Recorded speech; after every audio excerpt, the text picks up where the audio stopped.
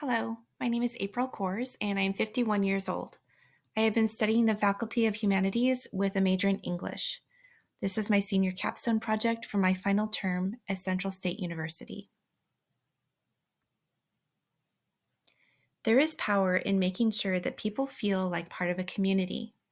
Knowing the names of the people around you and making connections to everyone loops people into a family mentality. How can that be accomplished in a digital age when it seems like everyone is isolated by their personal electronics? How can we ever come together if we spend all of our time on a device? It's almost as if we've created a society in which we are all alone together. So, if togetherness is the key, then how can we make that happen in an analog manner? One simple classroom practice is to introduce everyone to each other with a memory game. As I was sitting in a high school sophomore biology class, I observed the teacher walking in a beautiful way to accomplish togetherness by making connections to every single student in the class. She asked them to think of an item that started with the first letter of their name that they could bring to a class party. She started by introducing herself as Renee, and she would bring a radish. Daniel would bring donuts. The second student, Tristan, would bring a trumpet. Renee repeated each name and item in repetition, and in a matter of 15 minutes, she knew all of the students' names. Not only was she learning their names, but some students then volunteered to name off all of the students in the class as well. Everyone had fun, and they were all thoroughly impressed by the teacher's ability to learn and retain each student's name.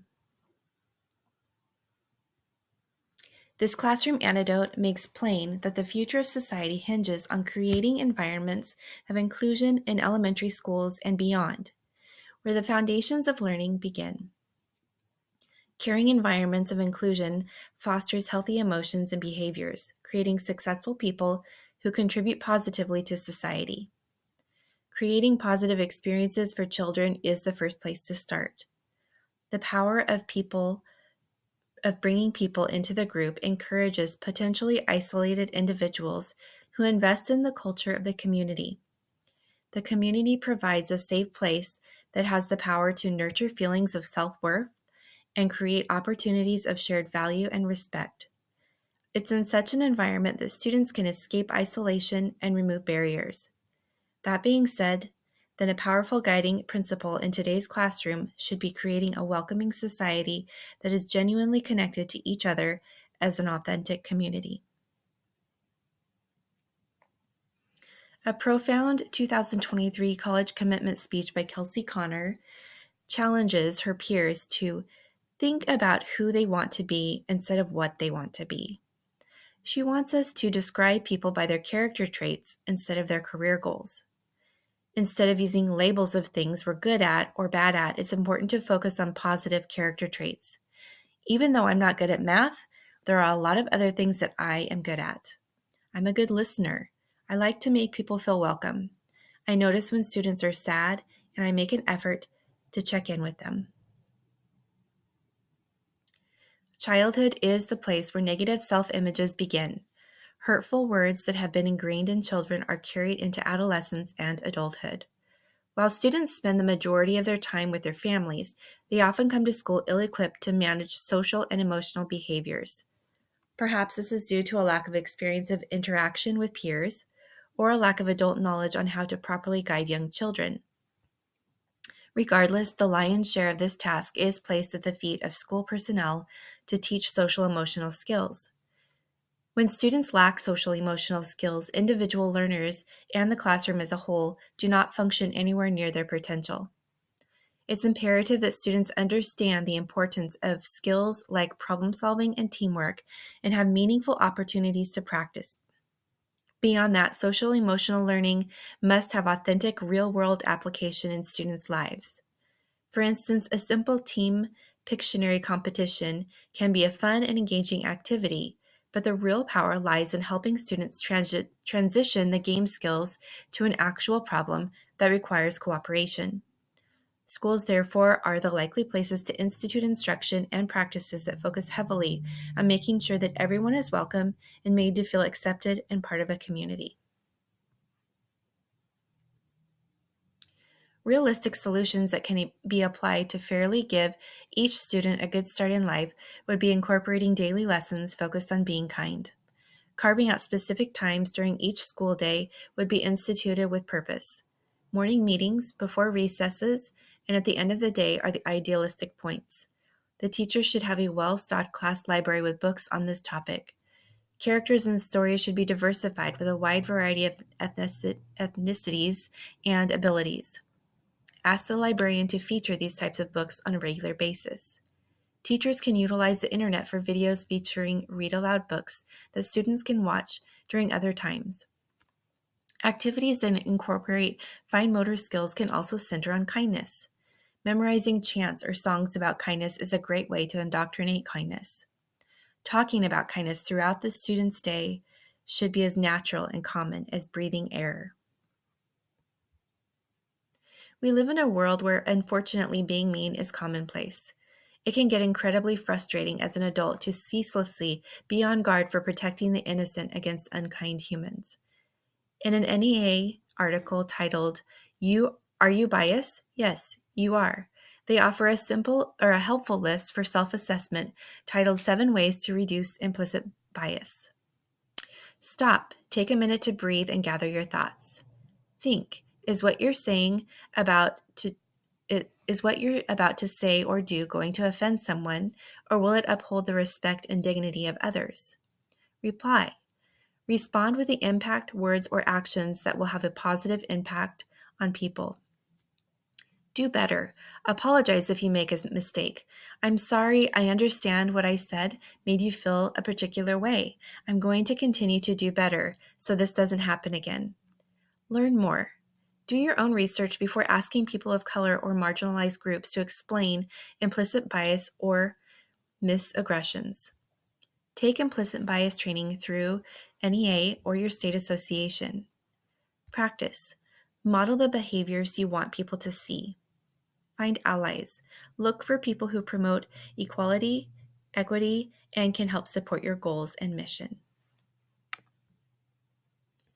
All people have a desire to feel included and cared for. These basic principles are crucial to living a fulfilling life, which may look like having the confidence to talk to others in a group, or setting or obtaining and keeping a job. Other life factors that may indicate a healthy feeling of inclusion could include taking care of basic responsibilities such as keeping a clean living environment, maintaining personal hygiene, or caring for a pet. A greater level of confidence equates to holding down personal and professional responsibilities on an ongoing basis. Finally, responsibilities such as relationship status and car or home ownership all start from having confidence, stemming from a history of inclusion. How do we get to the place where inclusion is a priority? In the scholarly article, The History, Uses, and Abuses of Title IX, surprisingly, President Richard Nixon signed Title IX into law in 1972, which declared that no person in the United States shall, on the basis of sex, be excluded from participation in, be denied the benefits of, or be subject to discrimination under any educational program or activity receiving federal financial assistance. This was a bygone era when Republicans took governing seriously. The nation at risk and testing craze of the No Child Left Behind passage of 1992, Americans with Disability Act. This had led to 504s, etc., in school and a whole host of measures and broader understanding of helping all kids. In the scholarly article, The Impact of No Child Left Behind on Student Achievement by Thomas D. and Brian Jacob, the No Child Left Behind Act is arguably the most far-reaching education policy initiative in the United States over the last 4 decades. This legislation, which was signed by President Bush in January of 2002, dramatically expanded federal influence over the nation's more than 90,000 public schools. The implementation of this act is the origin of standardized testing and plagues our nation's schools to this day, and punishes them for poor test scores results by reducing funding. The consequences can be contingent upon improvement, such as overarching oversight of professionals. This is an example of government overreach and unnecessary stress that hovers over students and teachers. In the article Decoding the Overlap Between Autism and ADHD by Ricky Resting, they state that autism and attention deficit hyperactivity disorder often coincide, but the search for common biological roots has turned up conflicting evidence. The article goes on to explain that understanding how the two conditions intersect may, in any case, lead to improved therapies, a pressing need. People who have traits that stretch across both autism and ADHD diagnosis often face more serious challenges than people with either diagnosis alone. They can have greater impairments in adaptive functioning, a term that refers to self-care and daily living skills, and more severe social and cognitive issues. When interviewing a doctor, Resting reports that still, Dawson says she is optimistic that outcomes for children can be improved. We know the brain is very plastic. So if we can find kids early, I am always very hopeful that regardless of the pathways involved, we can have a positive impact on early brain development. When talking to a mother of a child with ADHD and autism, she quotes the mother as saying, "We never ever say anything to him other than, 'You will go to college, you will get a job, you will get married.' That's what we plan for him." His mother says, "There is no plan B. Treating all learners as though they conform to the standard of commonplace is essential to inclusion and personal growth." The way in which we redirect students with these mental, behavioral, or emotional disorders are tricky. In the article ADHD and Self-Esteem, What to Say to Your Child by Amanda Morin, she provides a list of examples of what we might commonly say and pairs those to phrases that are more ideal to say. Instead of, "I need you to pay attention," say, "What do you need to get done?" Instead of, "Can you just sit there for a minute?" say, "I know it's not always easy for you to sit still and you're probably trying. Can you sit here and tap your feet or use a fidget instead?" Instead of, "You need to calm down, you're overreacting," say, "I get that you feel really strongly about this. We can talk it through when you can speak to me in a calmer voice." Instead of saying, "Why are you so distracted?" say, "I know you get distracted easily and you can't help it. Sometimes that's frustrating and distracting to me too." Instead of saying, "Just focus," say, "This chore needs to get done, even if it's hard to focus on it. If you need to take a break and come back to it, that's fine."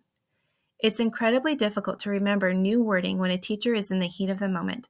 Posting these phrases throughout the classroom not only gives the teacher a moment to pause before reacting to distracting behaviors, but provides repetition and redirects, cementing classroom expectations to all.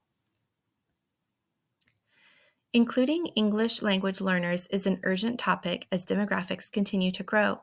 Becoming more culturally aware and accepting is a benefit to all people. In the scholarly article Shifting Attention Back to Students Within the Sheltered Instruction Observation Protocol by Shannon Daniel and Luke Conlon, the Sheltered Instructional Observation Protocol, or SIOP, is increasingly used in an instructional framework to help elementary and secondary teachers support English language learners. This useful tool has helped teachers gain the knowledge, skills, and dispositions they need to support ELLs, learn subject area content and skills while learning English. But the SIOP can still be improved to enhance the teacher learning. Specifically, the authors of that study worry that the SIOP prompts teachers to focus on themselves rather than attending and responding to students' thinking, actions, and sense-making in the classroom. They provide 3 suggestions that could complement the current SIOP model. Additional features that help teachers attend and respond to students' contributions, supplementary reflective prompts to help teachers consider how their instructional choices impact students, and principles from successful professional development programs that support teachers' abilities to respond to students during moment-to-moment instructional interactions. Balancing the important work of inclusion in addition to academics is a superhuman task. Supporting teachers and providing them with essential tools such as quality paraprofessionals can ease the burden and reduce teacher burnout. My science teacher friend shared with my district that Sonia Taylor Sonia Taylor, author of Your Body is Not an Apology, wants us to know that we can accept differences without understanding them. No one should feel body shamed regardless of the shade of their skin tone, the accent in their speaking, the texture of their hair, or the shape of their eyes. In the speech A Better Tomorrow, How Equity is Influencing Opportunities for All, David Salerno Owens explains that today's students will carry the negative feelings that they experienced in school into adulthood. These feelings of inadequacy can hang like a dark cloud over a person's life, negatively impacting their self-perception and ability to find happiness and acceptance within themselves. Sadly, suicide frequently results from a culmination of mental health challenges. It is important for all schools to develop and adopt best practices and continue to revisit what's working well and what's not working well, and then adjust those approaches. Education is a field that is constantly changing. Maintaining current knowledge and relevant practices is the key to a successful inclusion program. Owens continues by stating, depending on the circumstance, harsh punishment such as expulsion can make matters worse. Rather, it's important to educate students on the history behind racial slurs and why images of symbols, such as the Confederate flag, are demeaning.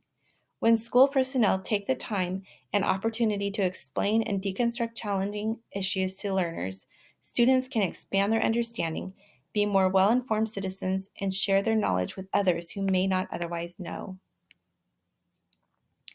Not only do harsh punishments like suspension or expulsion widen the chasm that is at the heart of conflict, such measures create results that maintain a pre-existing problematic continuum. In the article True Inclusion Requires Viewpoint Diversity by Erin McLaughlin, she states, many initiatives meant to make us more inclusive are actually making us more shut down, leading to more exclusion. The methods by which redirections are accomplished are just as important as the messages that teachers and administrators should be imparting to students. She further impressed that it's useful to feel guilty when we understand what we violated a value that we believe in and should uphold, but it's useless and ineffective to shame a person when they don't understand what they've done wrong. Again, educating learners on the history and meaning behind hurtful statements is vital to properly redirecting students. One of the science teachers at Oregon Trail School District, Renee Gregg, recently shared a living document that she plans to continually update. In it, she emphasized the importance of meaningful conversation and provided prime example sentence starters that teachers can use with students. Point out the behavior and say, "Did I hear you say?" Question the behavior. "Why did you say or do?" Educate. "Do you know why that isn't okay to say or do?" Give students a chance to explain. If they don't know, see below for help in educating. Hold them accountable. Can we agree to change the behavior, apologize, etc.? It's so easy to just tell a student not to say something. It's more important to go the extra mile and have meaningful conversations to redirect the narrative rather than just calling a student out. Simply put, the instruction and the practice of kindness is at the core of inclusion. In the scholarly article Philosophy, the Humanities, and the Life of Freedom by Kwame Anthony Appiah, the author claims that those who don't understand how the world works will be satisfied with their own life. For example, a belief that the LGBTQ+ community is invalid because of their identity, rather than seeing them by and large as people who care deeply for humanity and the environment. Or for those that have crippling anxiety, living in a culture where they're deemed lazy and irresponsible. For anyone who claims something is too woke, when what they are really saying is they don't care enough to educate themselves on the issue. They are perfectly happy pointing the finger at the feelings of others without bothering to care or look at the deeper systemic problems. It is essential to grasp the source and author of kindness. For instance, asking fundamental questions like, where does the feeling of and need for kindness stem from? What is this moral code that is essential for all of humanity? Religion oftentimes is a root motivator for the recognition of right and wrong, as well as a system for organizing societal norms. We can learn basic concepts that stem from religious teachings. helping our neighbor, loving one another, and treating other people in the way in which we would like to be treated.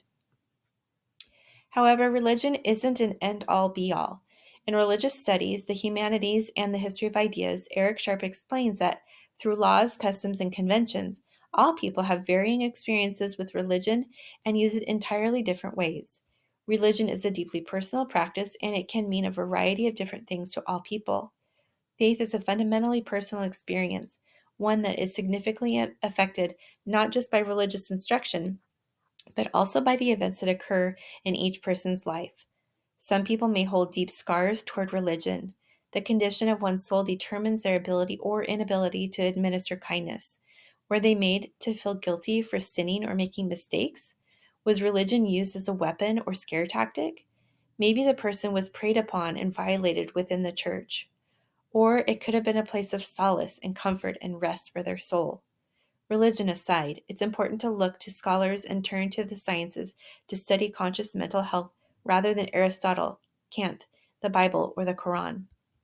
Within an educational framework, it is clear that we should maximize the human welfare with all of our sources. Looking through the humanity lens, we can quickly get to the core of the problem. In the scholarly article Knowledge and Language, History and the Humanities, the Sciences by Arthur Marwick, he claims that we live in a dreadfully unequal world in which basic human rights and freedoms are denied to millions. Children are born into poverty, and the cycle continues generation after generation. He continues with decent living conditions, freedom, and empowerment for the deprived millions everywhere depend on the continuing expansion and diffusion of knowledge. There is a universal caste system in play throughout the entirety of the globe, constantly oppressing societies.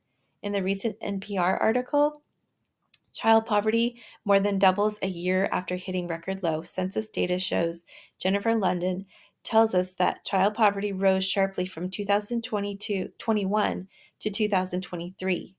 Children cannot control this problem. Society cannot point their finger at people struggling to provide for their families. Just because they're poor doesn't mean they aren't trying. Poor people are trapped in a system that does not support them. Ludden continues with, when the pandemic relief ended, millions of families lost out on this credit for their kids because they didn't make enough money. But married couples making hundreds of thousands of dollars a year do get the full child tax credit of $2,000 per child. While that might sound upside down, as Parrott puts it, the credit is an income-based benefit. So the more you make, the more you get. This problem is one that will unfortunately never be solved in our lifetime. Meanwhile, children in America, the wealthiest country in the world, are going hungry. That is a travesty. Turning the focus back to the classroom with this issue of inclusion, we place a spotlight onto the teacher. In the academic monograph White Teacher by Vivian Gussie Paley, we learn an important lesson. The reality is the words white people can say have a completely different unintentional connotation to non-white students. It is vitally important to include all minorities in genuine ways in order for them to obtain the richest educational experience possible. Paley makes it abundantly clear that it is the responsibility of the white teachers to impress inclusivity. The only way for teachers to do this is to continuously evaluate their personal language and communication styles. The best teachers stay informed with current studies and implement updated approaches to students in their care. In closing, teachers therefore create environments of inclusion by fostering healthy emotions and behaviors, impacting society in the most positive, powerful ways.